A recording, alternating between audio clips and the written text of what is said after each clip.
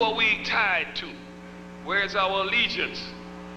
The Prophet, peace and blessings be upon him, says, he who separates himself a handspan from the collective, from the body, from the ummah, and dies as if he were never Muslim. He is like the sheep who is strayed from the herd and who is eaten by the wolf. Where is that concept of being a part of the body?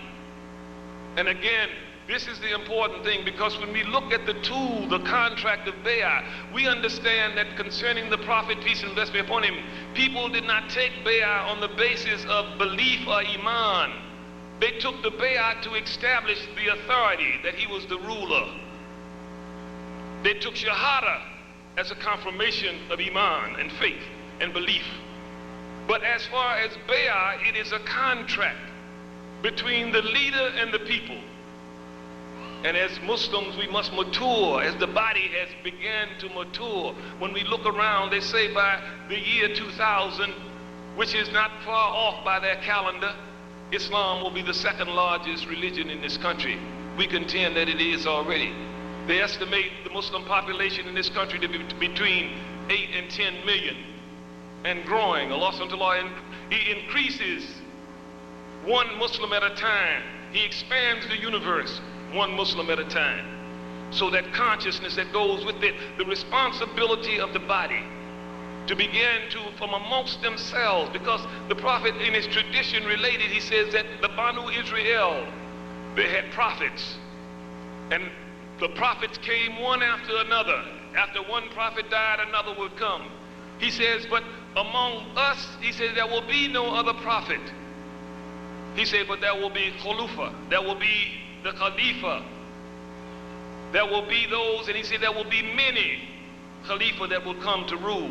So we see again the Rashidite Khalifa, Abu Bakr Siddiq, Umar ibn Khattab, Uthman, Ali, all of these companions of the Prophet who rose to leadership positions so as to keep the Islam flowing, to keep the hearing and obeying in the context of doing that what Allah has commanded it to do. So as Muslims, our sense of sacrifice has to deal with the sacrificing of our individuality as we have been taught. We have to begin to be conscious that the real threat is not the failure of the computer. When they talk to you about the year 2000, the collapse, the Y2K bug as they call it, that's not the real threat as long as the sun rises. As long as Allah subhanahu wa ta'ala allows you to understand and get up and know the conditions for salat. The computer at best is a frail instrument of technology, of man's mindset. All you got to do is pull the plug and you render it totally useless. So how is it that we think that Armageddon, that the day of Yawm al-Akhir lies upon the failure of the computer? So much so that we are in fear, in a state of fear of it. No. That's because we lose sight in terms of what Allah subhanahu wa ta'ala has said, the reality. When it is time for Fajr, where are those who abandon their sleep to go to Fajr because they understand sacrifice? When it is time to make the prayer, for congregational prayer is 27 times greater in blessings for the men. For the women, the superior prayer is the prayer they pray at home, even closeted. But where are those who make the sacrifice for the Fajr by going to bed after the Isha? Again, unless we have that level of commitment, then the sacrifice of the animal is just a minor thing. We're just looking for food. We're just killing him for show. Until we really learn to deal with the nafsi moral, the evil of self. If you can't beat yourself, you can't beat nobody else. If you can't get up to Fajr, what makes you think you'll get up to fight?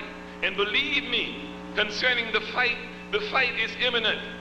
The Prophet said, never pray for war, and when it comes, be patient. Never pray for war, and when it comes, be patient. Why? Because it's inevitable, because Allah says truth comes and falsehood is vanquished. Truth smashes the brains out of falsehood. But where are those who are making the preparations to deal with that conflict when it comes?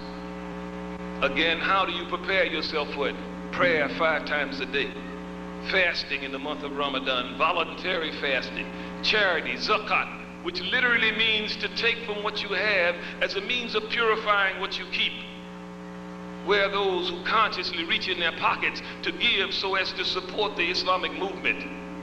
And the Hajj is the pilgrimage, when Allah gathers on the basis of a call all of those who say that they worship Allah, so that they become witnesses against themselves and give testimony to the fact that Allah just issues a call, and proclaim the call for Hajj. And you will see them coming on lean camels because of long distance travel. And you will see them coming from distant places, from all around the globe. Why? Because Allah subhanahu wa ta'ala in this life issues a call, and those who respond to the call, Allah has made them submissive. But in the hereafter, Allah subhanahu wa ta'ala talks about a day when He will call, and everything in creation will be summons to His call involuntarily. You won't have a choice. So in this life, all praise is due to Allah who has made us Muslims. May Allah subhanahu wa ta'ala, again, where Muslims are throughout the world, enable them to understand that the reality of dealing with their situation lies within their ability to worship, to do the ibadah. And when they fight them because of the ibadah, then we are commanded to fight against them. But Allah subhanahu wa ta'ala has given us the sense of values. If we value dunya over what Allah has given us as deen, then Allah leaves us where He finds us, where we take ourselves. So may Allah subhanahu wa ta'ala make us conscious, and those Muslims throughout the world, as to what time it is. By the token of time and through the ages, Allah says man is a loser unless he is able to do good deeds, and that he counsels each other to truth, and he counsels each other to patience. Wal-as inna al-insana lafi khusri illa alladhina amanu wa amilu salihat wa tawassaw bil haqq wa tawassaw bis sabr. By the token of time and through the ages, man is a loser unless he has the ability, in the sense of counseling each other to truth and patience, and that he has good conduct. And these are the things that we ask Allah to give us, for it is not the military might, nor even the numbers that determine victory.